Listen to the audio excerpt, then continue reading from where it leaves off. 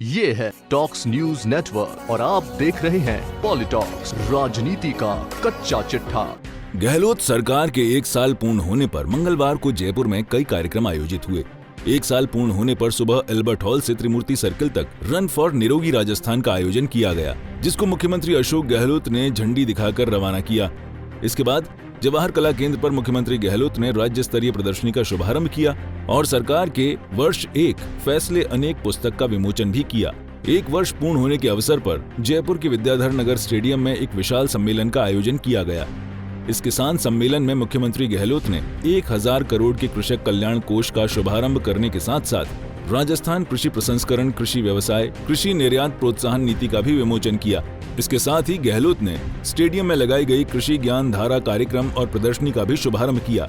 इस सम्मेलन में प्रदेश भर से आए किसानों ने शिरकत की।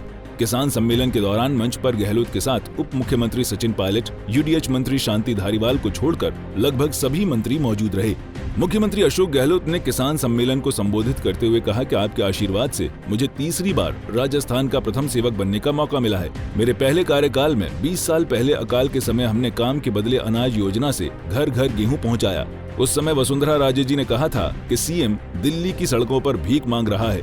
ये भी कहा गया प्रदेश के लोग भूख से मरेंगे। उस समय मैंने कहा था, वसुंधरा जी, भूख से मरना तो छोड़िए, मैं किसी को भूखा सोने तक नहीं दूंगा। और उस समय हमने बेहतरीन अकाल प्रबंधन किया।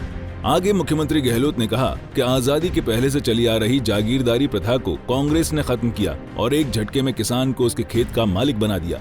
गहलोत ने 1 साल में किसानों के लिए 1 वर्ष में किए कार्यों की जानकारी देते हुए कहा कि सरकार बिजली पर किसानों को 12,000 करोड़ रुपए की सब्सिडी देती है। पिछली बार जब राहुल गांधी यहां आए थे तब हमने घोषणा की थी कि बिजली की बढ़ी दरों का भार किसानों पर नहीं आएगा। अखबारबाजी होती रहती है, उसकी किसान चिंता नहीं करें। किसानों की बिजली दरों को नहीं बढ़ाया जाएगा। मुख्यमंत्री गहलोत ने आगे किसानों से कहा कि सरकार का प्रयास है कि आधुनिक तकनीक का फायदा किसानों के खेत तक पहुंचे। प्रदेश के प्रगतिशील किसान अन्य किसानों को जागरूक करें।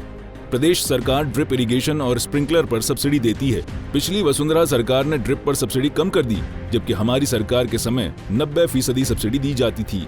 मुख्यमंत्री गहलोत ने जानकारी देते हुए कहा कि प्रदेश में निरोगी राजस्थान अभियान शुरू हो रहा है। प्रदेश में कोई बीमार हो ही नहीं, इस मकसद से निरोगी राजस्थान अभियान शुरू किया गया है। स्वास्थ्य के क्षेत्र में हमने कई योजनाएं बना रखी हैं।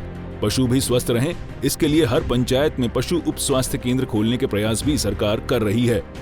मुख्यमंत्री गहलोत ने आगे कहा कि महिलाओं को घूंघट से मुक्त करना जरूरी है, बेटियों को बचाना जरूरी है। माँ बाप की ज्यादा सेवा बेटी ही करती है, बेटा नहीं।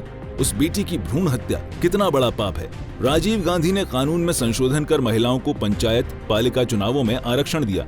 कई बार हम बैठकों में देखते थे, महिला सरपंच नीचे बैठी रहती थी और बैठक में सरपंच पति बैठता था। सरपंच पति प्रधान पति के पद हो गए थे। सोनिया गांधी कहती हैं कि 30% महिलाएं MP MLA होनी चाहिए। राहुल गांधी ने हमें निर्देश दिए थे। हमने 30% महिला आरक्षण के लिए विधानसभा से प्रस्ताव पारित कर केंद्र को भेजा। गहलोत ने केंद्र सरकार पर निशाना साधते हुए कहा कि देश की आर्थिक हालत खराब है। क्रूड ऑयल के भाव कम होने के बावजूद डीजल पेट्रोल महंगा मिल रहा है। प्याज 150 रुपए किलो बिक रहा है। नौकरियां हैं ही नहीं और जा रही हैं। आज किसान, मजदूर, व्यापारी सब दुखी हो गया है, तो फिर सुखी कौन है?